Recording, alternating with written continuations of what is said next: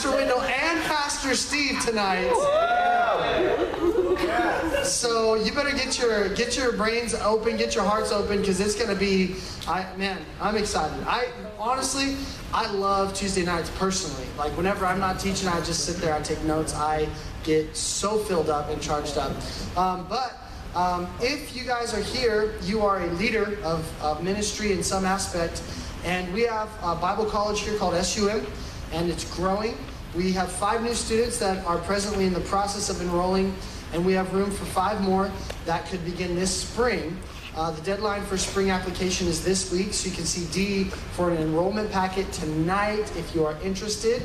Dee is that lovely lady sitting right there. Everybody say hi, Dee. We love Dee. Thank you so much. But if you're thinking about next steps and kind of the path forward, SUM is an excellent option, accredited, and you get your bachelor's degree, and I would recommend it very highly. So with that, let's open up in prayer. We are going to have a teaching tonight. Write your questions down as they come, and we will be able to jump into that. And then stick around, if you can, at 7 for prayer, and we'll have a great time at that as well. Let's pray. Father, we thank you for this time together. We ask that you open our hearts and minds. We know that we're getting ready to take in a lot of information. I pray that you would make our hearts good soil to receive it and produce something of it in our lives. In your name, amen. Amen. Please show some love for our pastor, senior pastor. Dee is, by the way, an incredible academic advisor, cohort advisor, and you guys will be blessed by being able to have her help guide you in your academic track. She's just a tremendous blessing to this church, Mission 111, this school, and everybody. And we're just so thankful to have her. She was in public school administration for years up in Salinas, and felt like God was calling her here to be a part of, her and her husband Ron, to be a part of what God was doing in the whole effort to launch young leaders into ministry and missions. And Dee, we are so blessed to have you here. We're so thankful. Okay, we're going to talk through some things tonight, just very quickly, and Pastor Steve, and Pastor Cody, and Pastor Rob, and Joseph, everybody's here. And it's just going to be kind of a conversation tonight. And it's based around this idea of how to best help all of our emerging leaders come into their calling, because we know this, just like the Bible says about even how we raise our families, train up a child in the way he should go. Scripture really is telling parents to help their children find their giftings, help them find their strengths, their place in life. And so it's training them up in spiritual things, but it's also helping them find their place in life, their strengths, the direction they're supposed to go. Well, that's the same way in spiritual things as well, helping to each other to kind of find our sweet spot and to find that place that lines up with our giftings and the call of God upon our lives. But it can be kind of tricky because ministry and has a lot of complexities about it in terms of just people. You're dealing with people. If there was ever anything that I know some of you here that own businesses that deal with people all the time, or you lead endeavors where you know what this is like. Church would be awesome if it weren't for the people sometimes, you know what I mean? That's what with any endeavor, a business would be awesome if it wasn't for people. But we're in the people business. That's what it's about. It's about helping people. And so it means that, there are unique challenges that go along with it as well. Sometimes in ministry, one of the big challenges, I remember when I was coming to ministries, there was a lot of stuff that nobody told me about. When I showed up my first day, transitioning from secular career into ministry, and I showed up, and the pastor at the church where I showed up was a very good guy, very gracious guy, but man, I showed up thinking one thing, and what he had for me was an entirely different thing.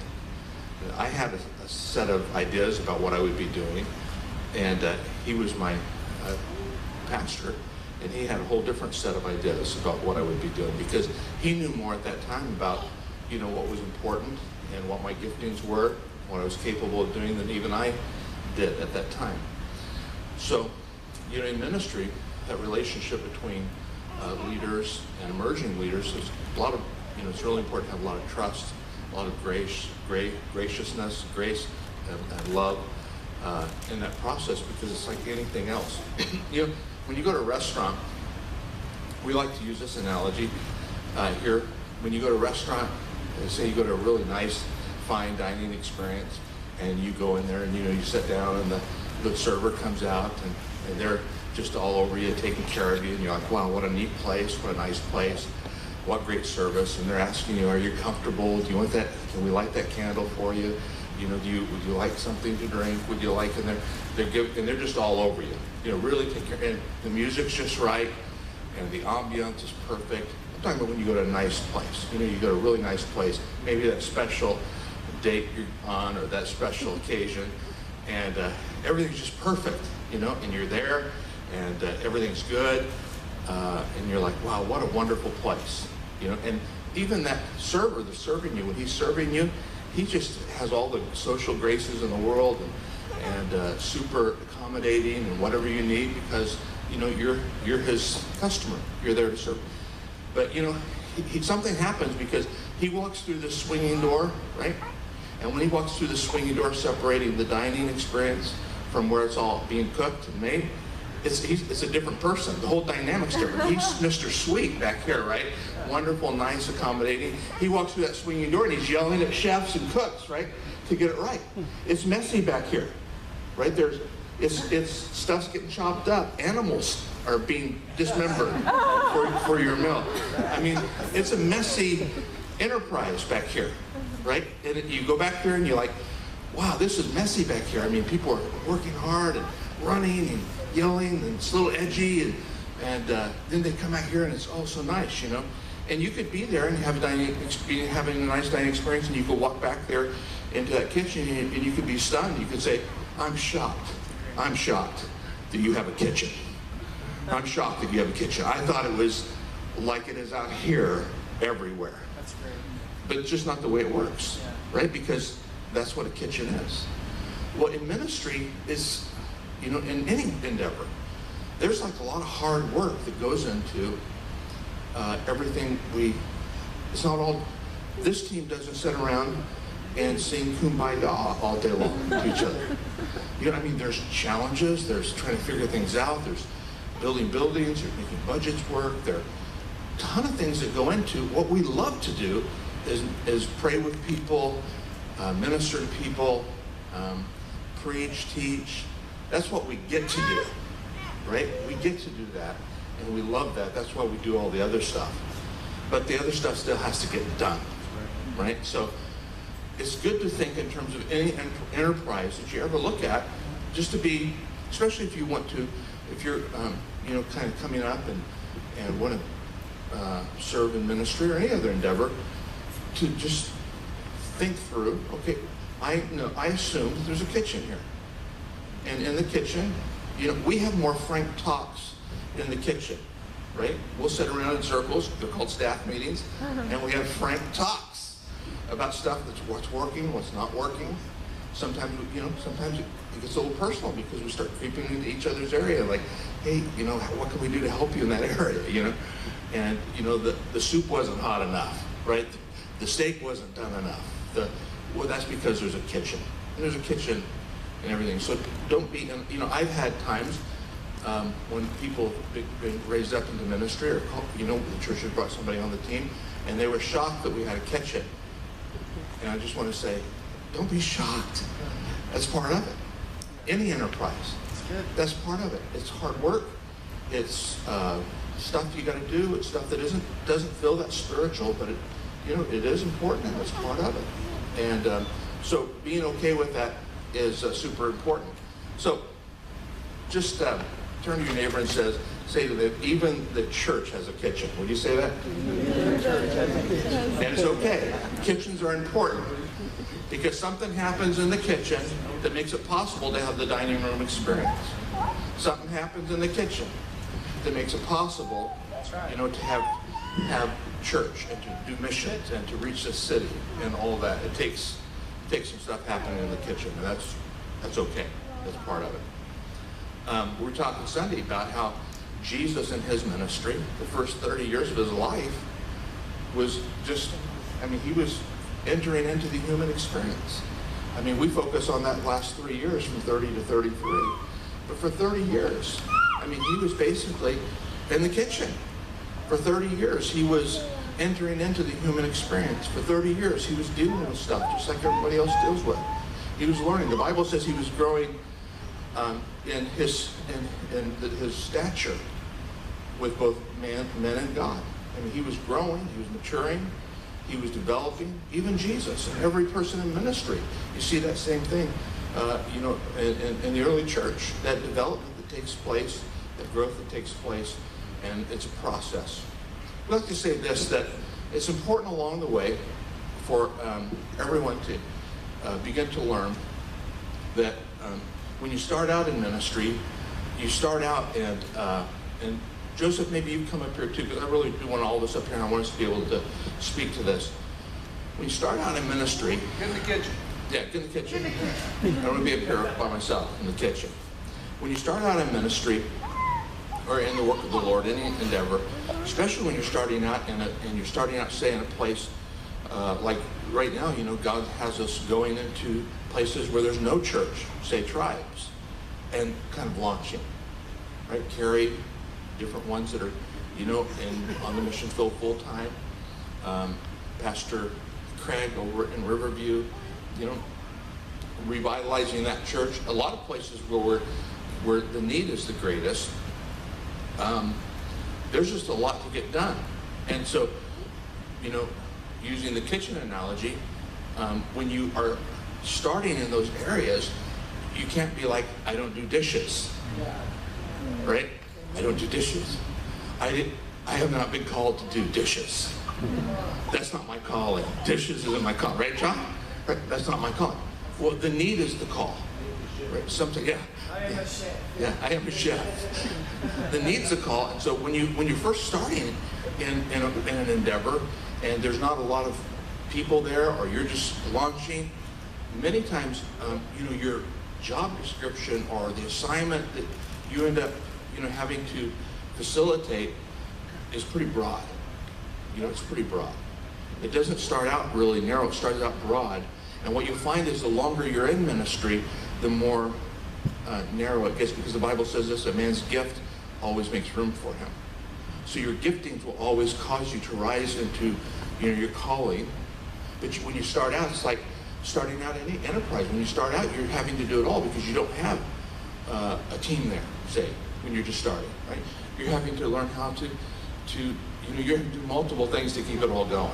And ministry is much the same way like that. It starts out kind of broad, and so you have to have a broad range.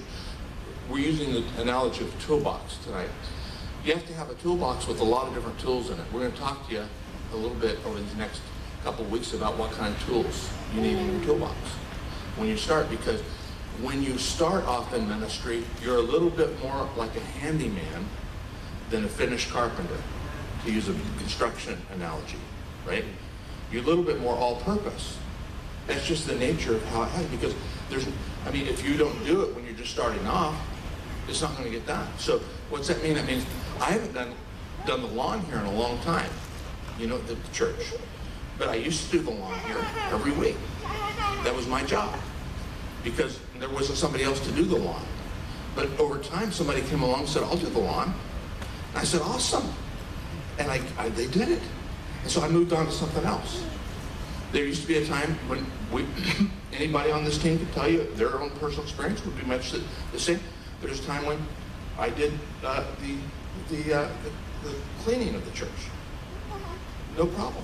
It's all ministry. It's just all part of it. But then there came a day where somebody else said, hey, I'll do that. God sent someone else. So not despising the day of small beginnings is super important. Not saying, I am a chef. I do not do dishes. Or I'm a finished carpenter. I do not, do that. Hey, whatever it takes is what we're going to do. In the early church, that's what you see. in the early church when they were just emerging and launching in ministry. I mean, many of them were bivocational. Paul certainly had his own season of that. Others were just part of it. So here's my point, and that is when you first started off in ministry, and I do this matrix because I just want you to kind of think of it this way. In ministry, you have, we'll call this the who's.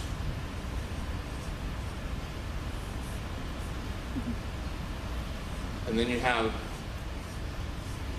people who do the what's. Now, this may not make a lot of sense until we get a little further here. So think of this matrix going this way. The who's going down, the what's going this way.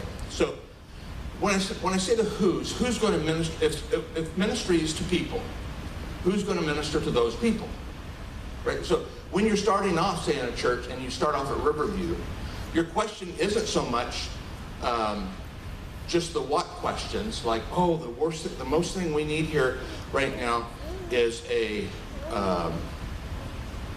what? Yeah.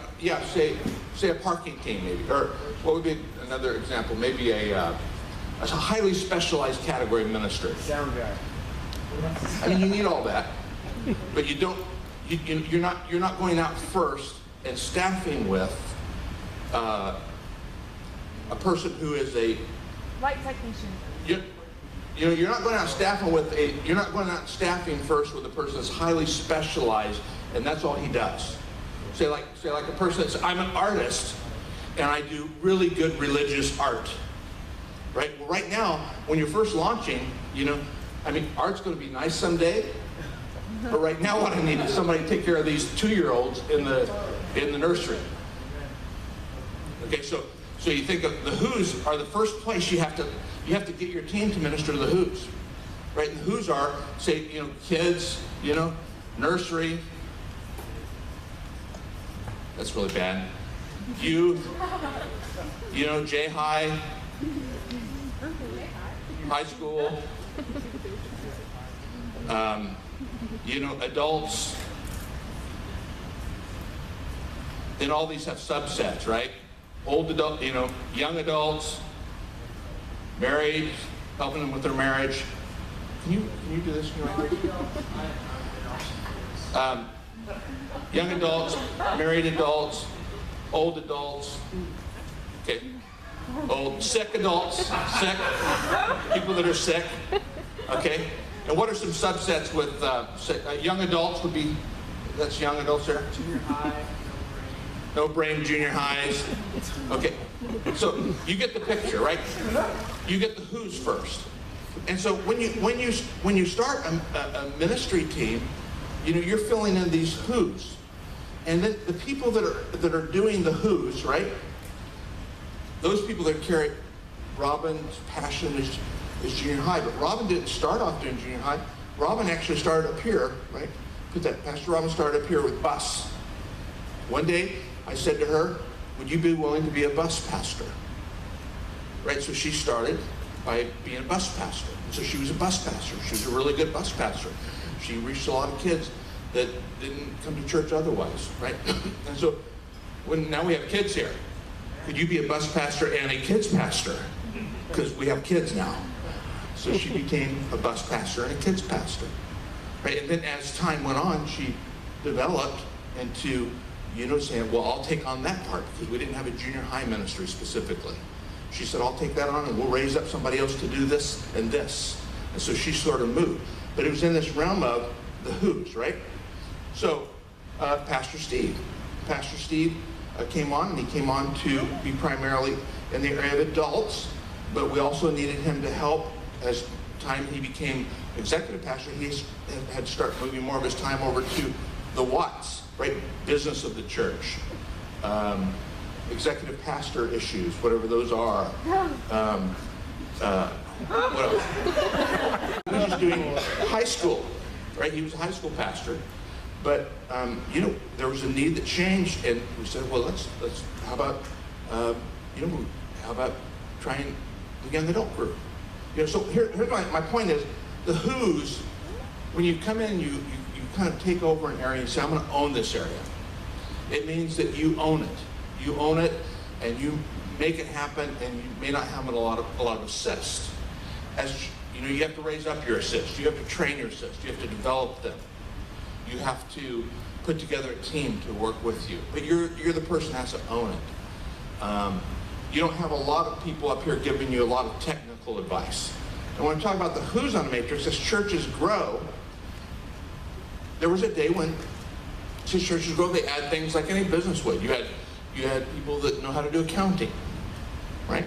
You had people that know how to do communication. So kind of write some of those things up here so you can see what.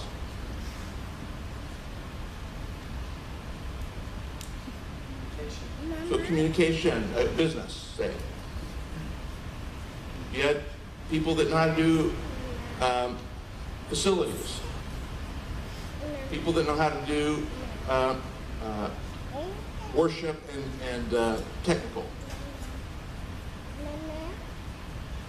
You have people that know how to do your office, run your office.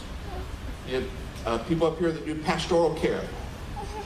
And they're not over just a specific age group, but they provide pastoral care up and down the spectrum. See what I'm saying? So who's and what's.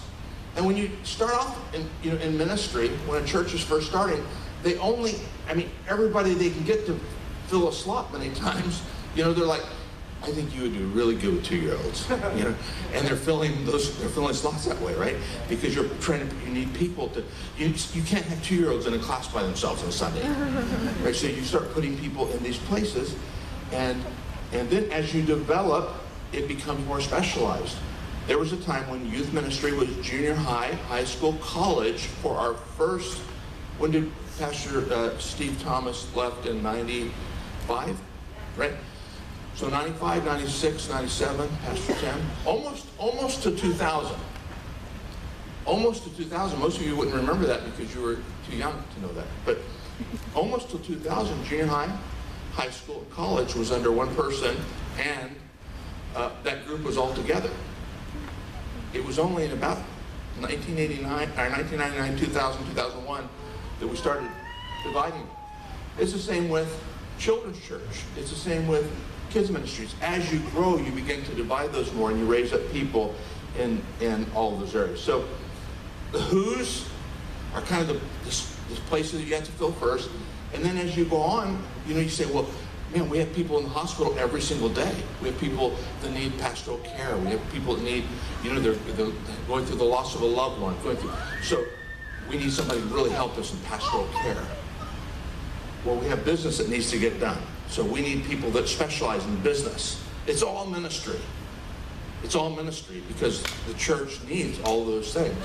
We need people that are strong in the area of communications, and they really own communications. And they may help up and down the spectrum for the whole church.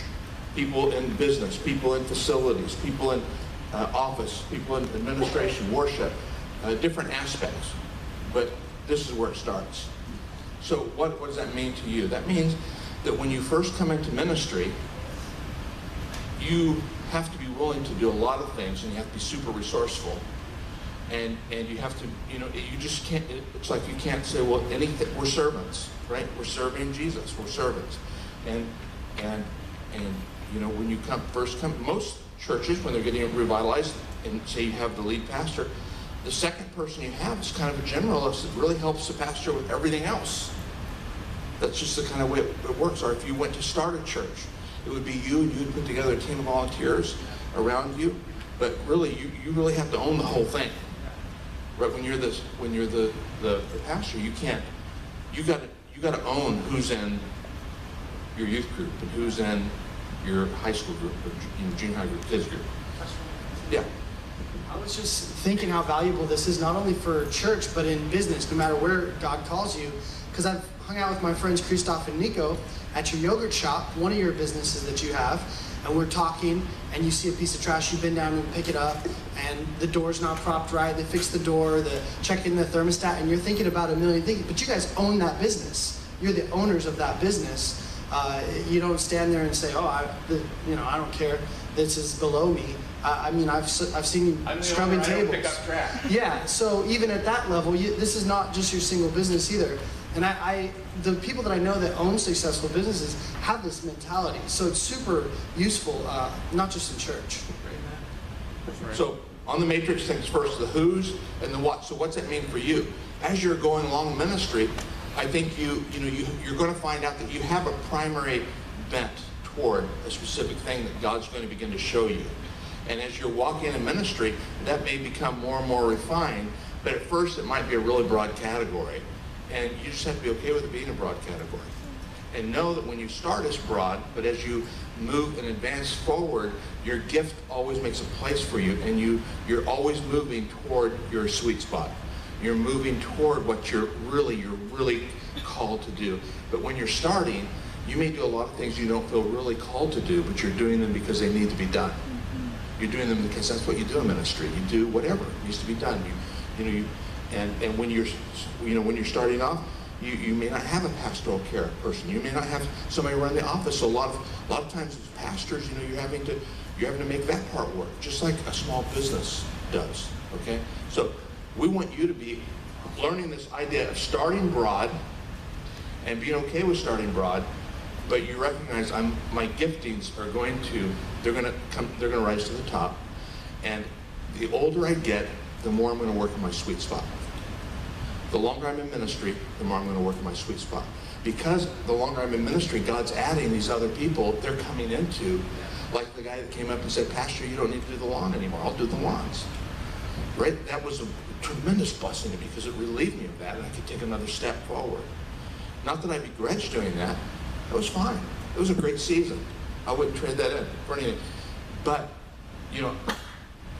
as you advance, as you take steps, your giftings are making a place for you.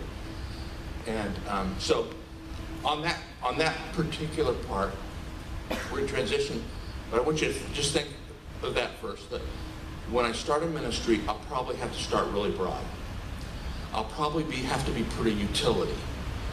And to be really candid with you, utility people are the most valuable people we have.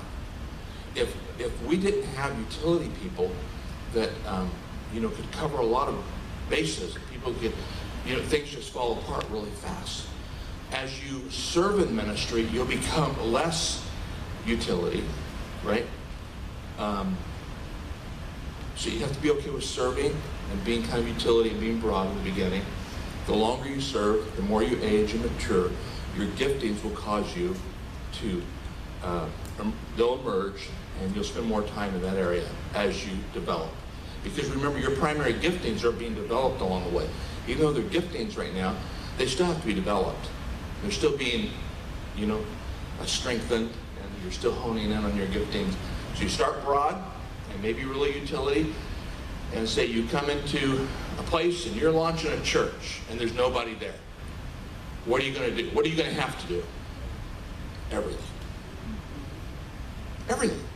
Right? But then one day somebody will come along and says, "I'll do the lawns." So now you do everything except the lawns. Right? You see what I'm saying? And as you go, pretty soon the joy is you're giving a lot of stuff away, and God's calling a lot of people, and you're emerging more clearly into your giftings. But you start out really broad. And you start with, and this one issue is the thing that keeps people many times from ever launching into the ministry, because they're not good being broad and utility.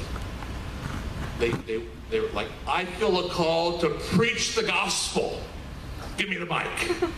Well, they're really not ready to be, in that role at that very moment.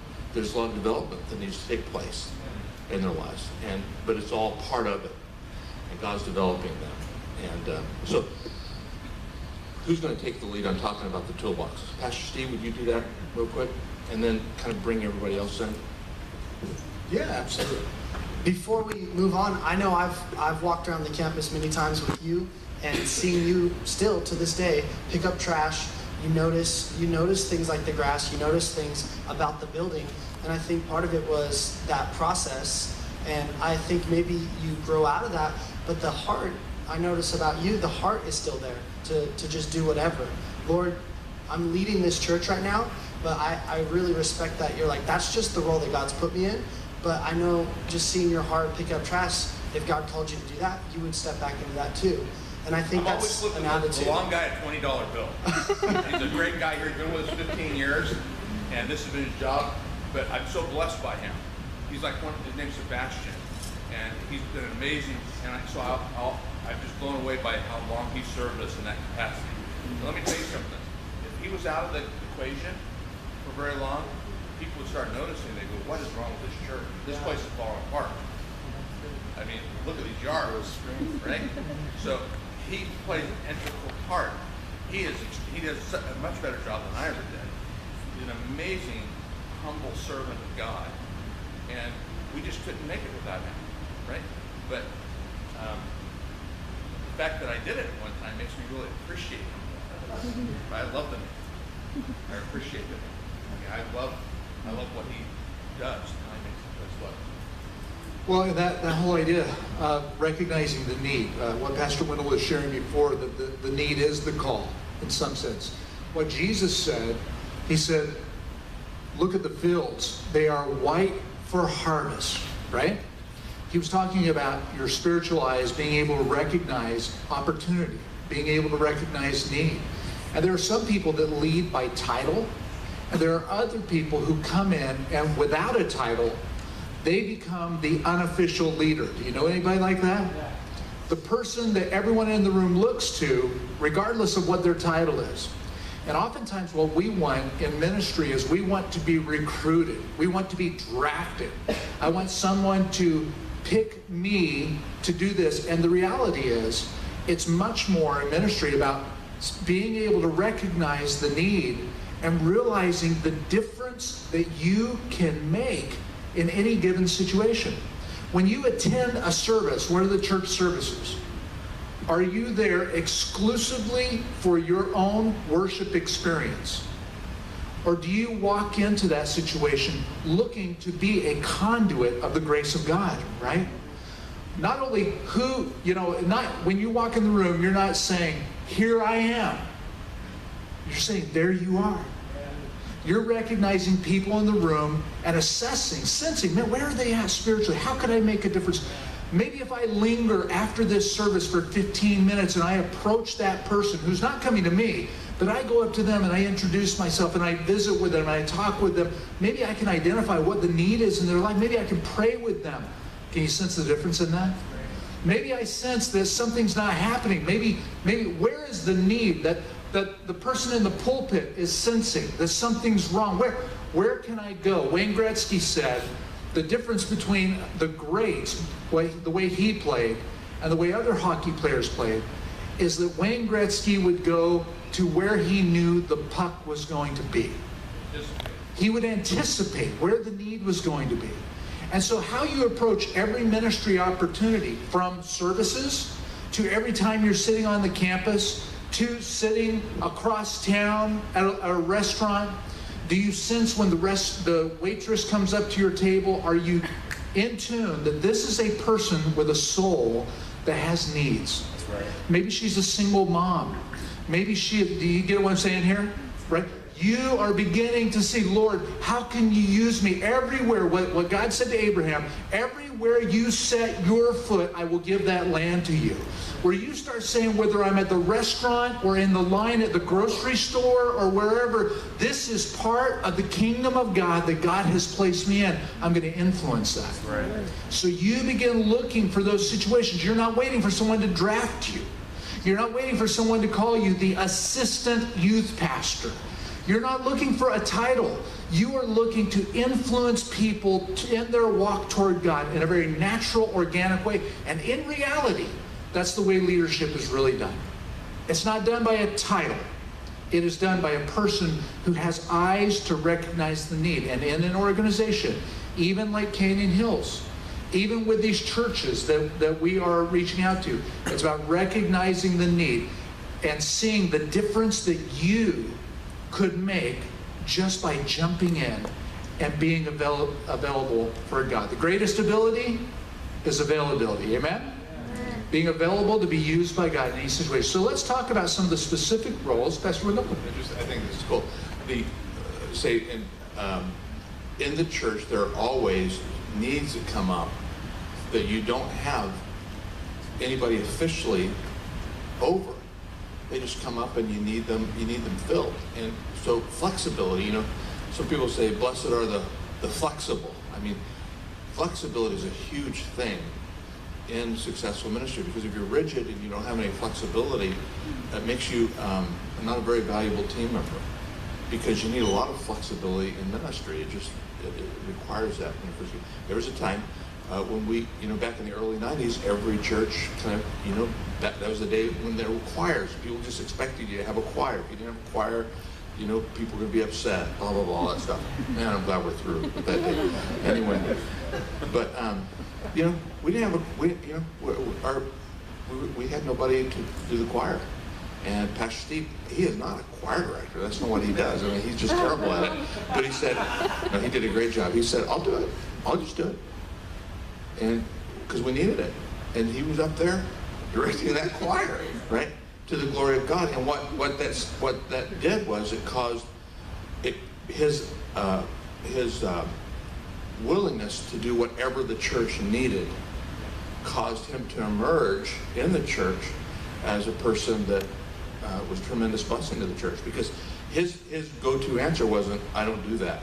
His go-to answer was, absolutely, whatever we need, I'll do that. That made a huge difference. And so I can say that probably about every team member I think that has lasted in ministry. They had that incredible grace to be flexible, whatever we need, whatever it takes to get it done, let's get it done. They weren't whiners, complainers. I don't do windows, I don't pick up trash, they were servants. People talk a lot of smack about being a servant. We sing, oh, make me a servant, until somebody treats us like one, and then we freak out. You know what I'm saying? What? I'm not your servant. Well, I just heard you sing that, Lord, make me a servant. Anyway. Blessed are the flexible, for they shall not be broken. Favorite phrase ever. I can do that. Can you say that with me? I can do that. I can do that. Just whatever you're asked to do, and not even asked. Hey, I recognize a need. Let me take care of that. Just jumping in and making it happen. And those critical things that happen where you start out in that shotgun element. Everyone wants to be the American sniper, where they have a specialty, and this is what I do, this tiny little area. I'm still praying. It's been multiple years. I'm still praying how, God, you might want to use me someday, right? And in reality, God's not wanting you to be a sniper. The best way to develop, to be effective, is to start with a shotgun type experience. You're just trying some different things. Sniper didn't start out as a sniper. Sniper didn't start out as a sniper. He started out duck hunting with a shotgun, okay? And he promoted up to being the American sniper. His gift made a place for him. His gift made a place for him. And so that element of jumping in and whatever it is, that servant's heart with Chuck Smith, the pastor of Calvary Chapel, founder of Calvary, all the Calvary Chapels in the world, said the very first place that he takes any person that says they feel called to the ministry, inevitably they want to preach or teach, the very first place he would bring them out and hand them a toilet brush. Say, welcome to the ministry. We got some toilets that need scrubbing. And that, the recognition of, if the person had the servant's heart, that was what allowed them to have experienced the blessing when they said, nothing is beneath me. I purely want to be used by God. And this ministry of development, where I don't have to have something completely developed that is handed to me. I can be given a category maybe that does not even exist. And I will have spiritual eyes to recognize the opportunity that is here. The children's ministry at Riverview did not exist for over 10 years. Not a single child in all of children's ministry. But Shannon had a viewpoint that she said, you know what, I believe there can be a children's ministry here. And she said on the first day, if any children happen to show up, I will take them into the other room and put on a children's church. Well, today we have, I don't even know how many children. How many? even before there were children there, say, I will be used by God in this area. And she developed children's ministry to 44 children on a Sunday morning. Man, can you get that in your heart? 44 eternal destinies, 44 children out of that neighborhood, 44 children being plucked out of methamphetamine addiction, being put on the road to being used by God. Can you get that in your spirit? That is so powerful. But she had to have eyes to recognize the opportunity, this ministry of development, where a person... She was willing to run with it and be really utility. She didn't ask Pastor Cody, she didn't say, Cody, I need you to have this, and this set up for me next Sunday, and then I'll do it. Yeah. She said, she came in and said, what I need to do, I'll do it. Yeah. And so she's starting off really utility. And so that I want you to get that idea that when you're starting, the American Sniper didn't start off being a sniper. You start off broad, and you move toward your giftings as you operate in that gift. You become more of a specialist, and that gift will make a place for you. You start off broad, yeah, and that's what she does. And what happens is, as you develop in ministry, there will come a point where there is greater leverage, where you are not only stewarding your own time, your own resources, your own gifts and abilities, you will begin leveraging other people's gifts and abilities and giving direction to many people so that there is leverage to your experience so that things are carried out beyond your own time and abilities. Does that make sense, everybody? Yeah? And as you get that, the only way that you can effectively steward those people's time, resources, and expertise is if you have had some experience in that category before. This is the gift of knowing every facet of church work. So when you look at any key member of our team, they have had church experience in basically every category. They have done something in every category, whether it's children's, whether it's music, whether it's whatever category, they have done something in that. They've done some graphics, they've done whatever in all these categories, and that, whether good experience or bad experience, has given them an appreciation for the constraints and the challenges that are in that category and the importance of it. So right now, at this point in your ministry life, one of the key factors is trying everything, getting a base of experience in a broad range of categories so that as you develop experience in many areas, you have an appreciation for the whole. And you can understand the different moving parts and be able to speak to other people as to how that should go about. Are we going down the right category here? I think just getting everybody involved here, I think a good way to go is to launch off that is to say, what are the tools that one needs in their toolbox to be really utility? Because part of the reason God keeps us in, part of the reason Jesus was 30 years before he started his ministry was he was experiencing he was walking, immersed in the human experience. Right? Lived for 30 years. And the Bible says that's what made him a faithful high priest. Because when he is interceding for us, he knows what it's like when you've gone through whatever you're going through. So Hebrews says he lived it. So when you intercede, when you call out to the Lord and you say, Lord, I'm calling out to you, and he's making an intercession for you, he knows where you're at, he knows what you've been through, he knows what temptation feels like, he knows what pain feels like, what struggle, relate, all those things. That makes him a faithful high priest.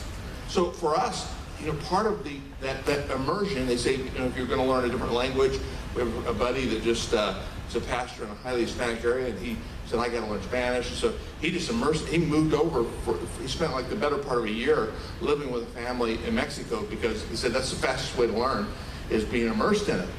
And many times in ministry, it's like that. You learn more by being immersed in it, by being kind of thrown into the deep end of the pool and having to sort of figure it out. And as you're figuring it out, as you're doing it, as you're watching, as you're learning, it's part of that preparation that will someday serve you well whenever you're a pastor or a missionary or a church planter or church revival, helping other people because you've been there. You've been there. You know what they're doing. You know what it takes because you've been there. You've experienced it. And so that's part of the process. So maybe you can facilitate that. If you're going to start out when you're starting the ministry, you need a good toolbox.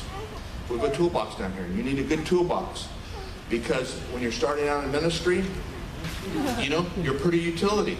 You're not a finished carpenter. You're more of a handyman, right? You may develop into a finished carpenter, but you're more of a handyman when you're starting out.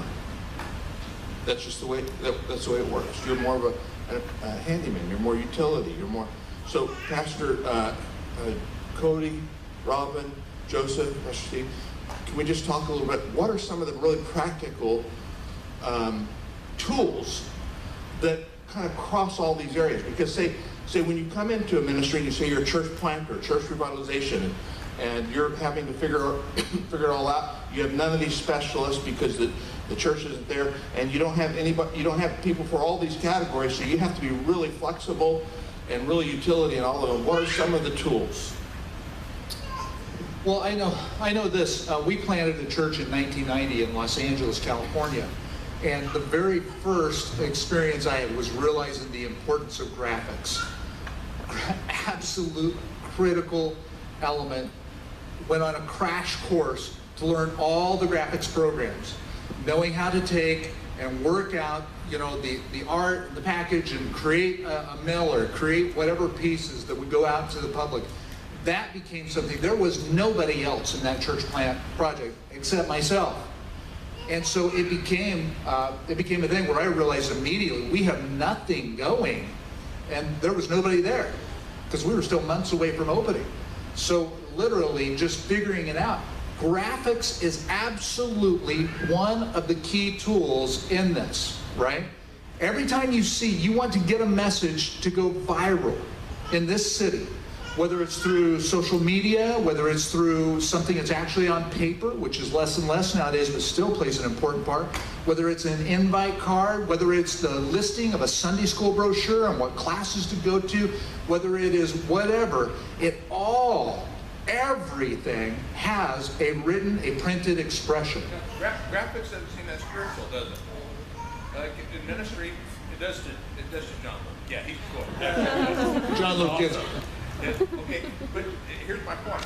It's such a huge part that it becomes a bottleneck for every ministry, because it's getting the message out. It's part of communication. It's part of connecting with people to get their interest. But yet, if you have, when you come into a church plant, that's a tool that nobody's there with that tool, right? So you kind of have to at least know something about it to be able to. Why don't you guys talk for just a second about how the graphic component? How that impacted you? I don't want to just hear. Yeah, I mean, I can do a little bit of graphic stuff, enough to get by, but it's so important, especially when you get in a church where you're trying to develop like a brand. So you're trying to brand what you're doing. And no matter where you're at, that's going to be really important because it's going to tell who you are as a church. How's that going to communicate clearly to a generation of people when it comes in the mailbox?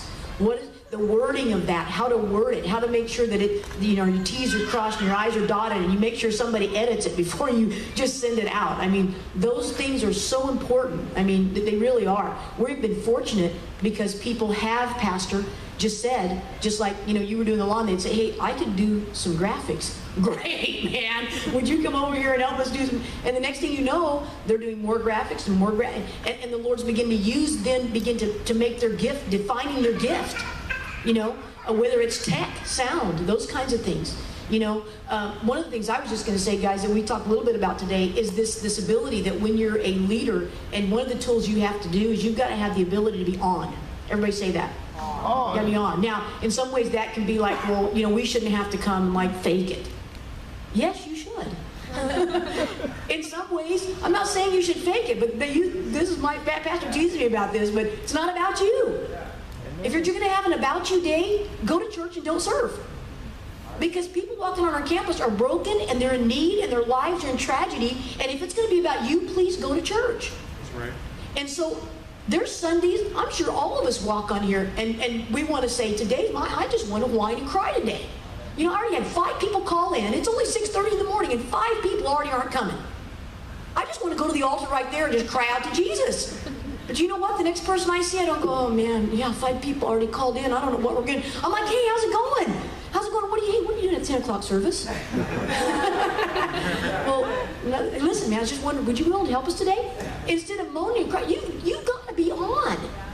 You got to be on, no matter what. And when you're the... If you were starting with nobody, say you're starting with nobody.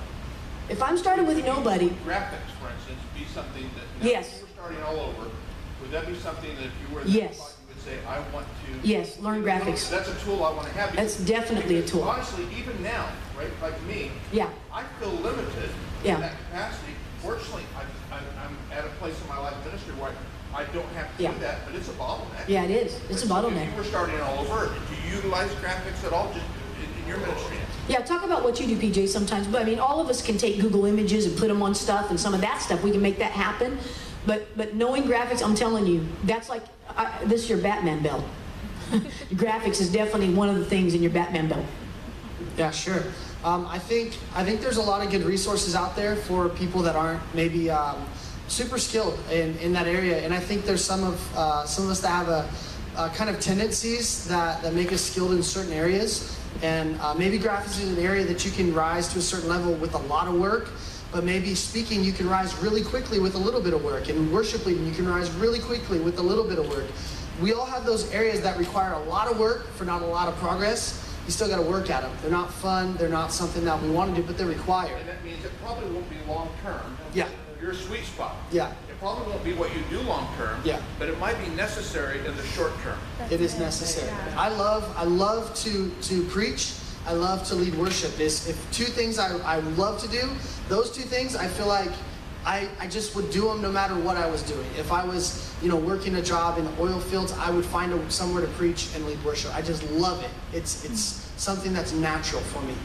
Graphics is not an area of natural gifting for me, but one thing that you do is begin to bring people around you that are gifted in that area. And there's also, in today's, kind of technological world, if you're not a great worship leader, if you're not a great graphic designer, there's a lot of resources out there.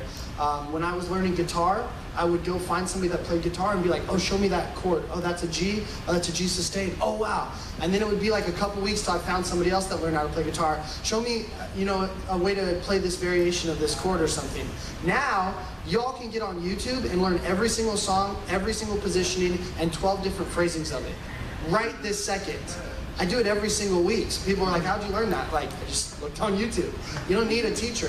The same applies to graphics right now. For most of my graphics, I don't do them originally. I'm in a spot where I'm doing a couple of ministries. I don't have anybody that produces graphics for me on a regular basis. So what I have done is there's a ton of resources online. I'll just go ahead and throw them out. And y'all are going to start to see them in my messages. You'll start to see them in Instagram and Facebook. And Seeds is a great resource. You can use Seeds.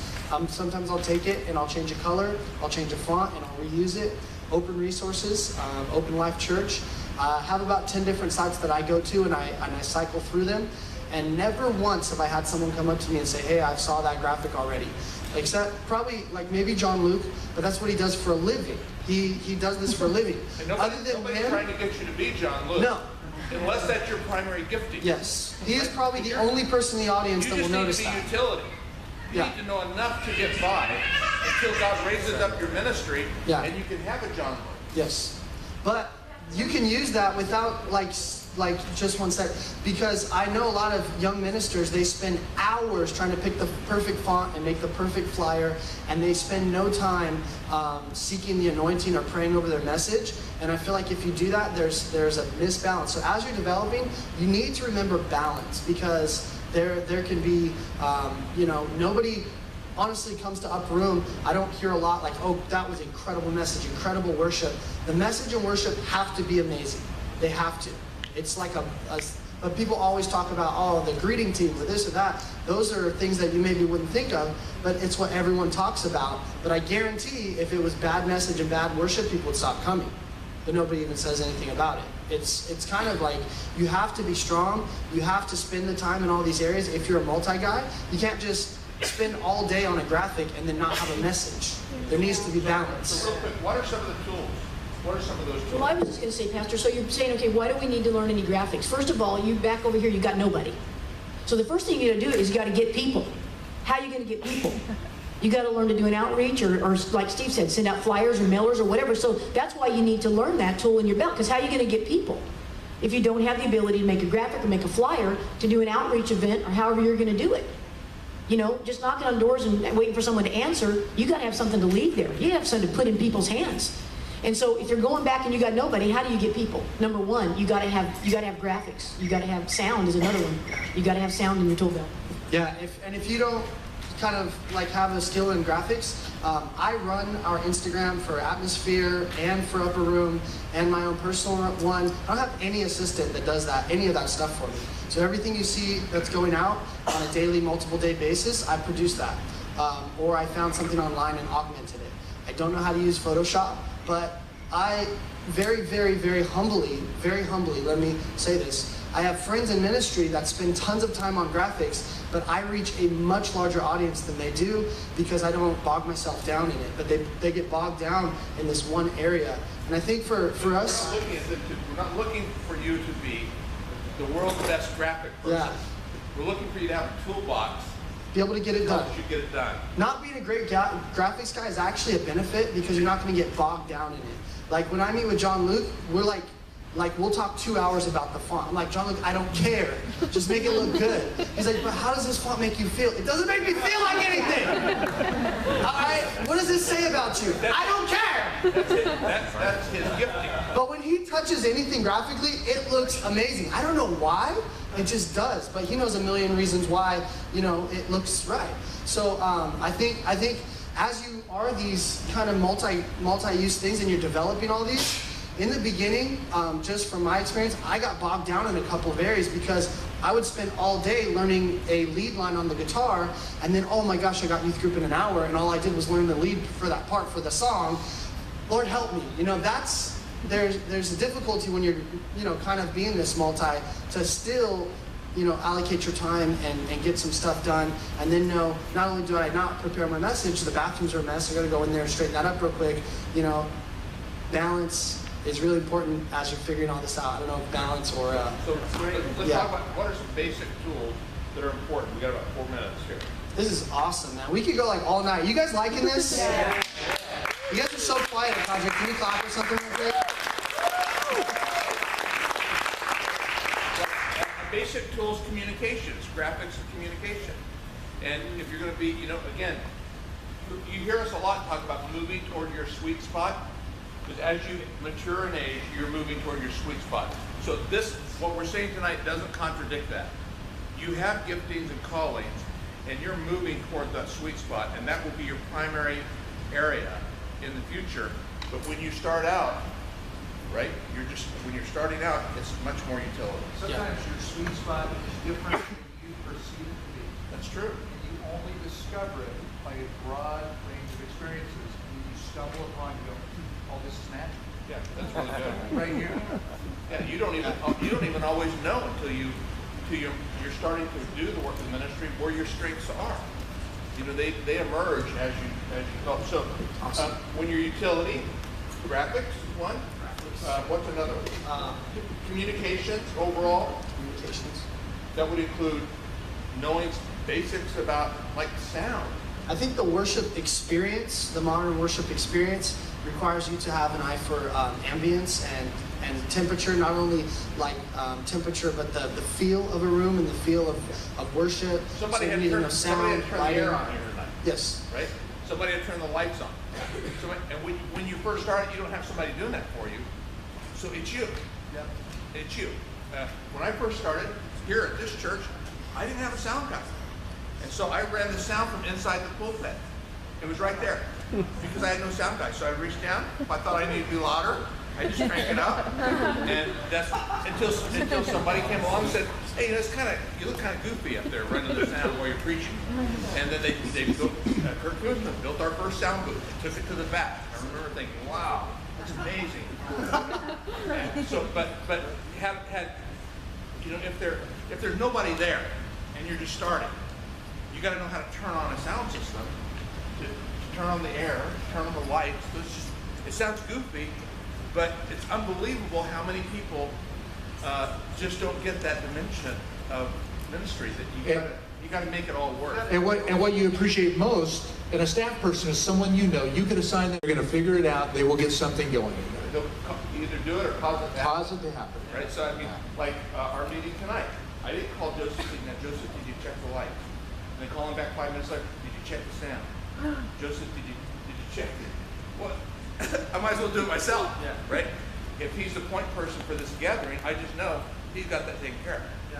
Right? Because he's the point person for this And gathering. you know what's so awesome is in the beginning of Cadre, I did all of that, and I didn't do any of that tonight. It was Josh and Carl, but they were with me, Raise that people. and they started seeing it, and I didn't call either of them and ask them because I know it's going to get done. So I think like you multiply. Quick example. So this is a guy that gets what we're talking Yes. about tonight. He gets it. Yeah. Watch him. He gets it. I mean, Carl, Chaz, they have spent countless Sunday nights with me here till 11 o'clock, emptying trash cans and everything else because everybody goes out to dinner because they think it's done, you know? And it's like faithful leadership, man, amazing guys, amazing.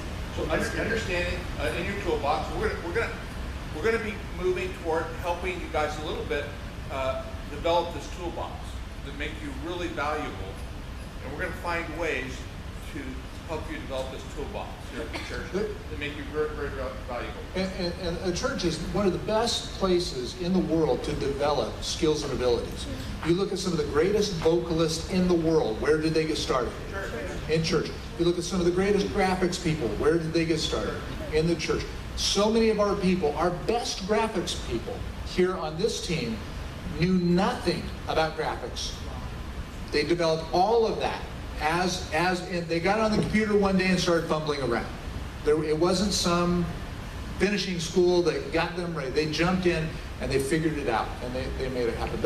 But Pastor Wendell, I know we're out of time here, so what our goal tonight is not to tell you all of you need to become graphic specialists. That wasn't the goal. That's an example. That's an example of one of the tools in this tool belt, and there are many of them, and I would think in the weeks ahead, we will delve into some of these other critical areas that you need to have some generalized knowledge in.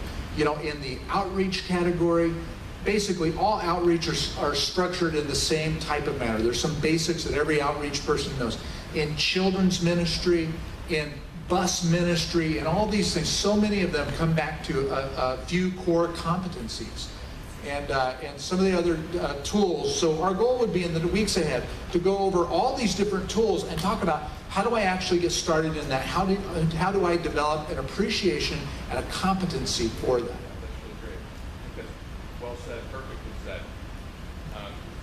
It all comes back to a few core competencies that we would like to help you guys develop so that you have a decent toolbox so that as the doors of opportunity open for you, you can walk through those doors of opportunity because you got a toolbox. And you have basic understanding of how to do outreach, pastoral care, money in churches. There's a host of things that we'd like to have conversation with you about that we think would give you kind of a leg up in helping you. Just take those first steps and develop your one. Yeah, and I'll tell you this, if you are wanting to launch into ministry, there is, I believe, no better place in the nation than right here. The opportunities that are knocking on our doors, the opportunities are literally running us over. We cannot even respond. We are getting so many calls, people saying, do you have anyone you could send to do this or do that? If you can rise to the occasion and jump in and say, you know what, I'm going to figure this out.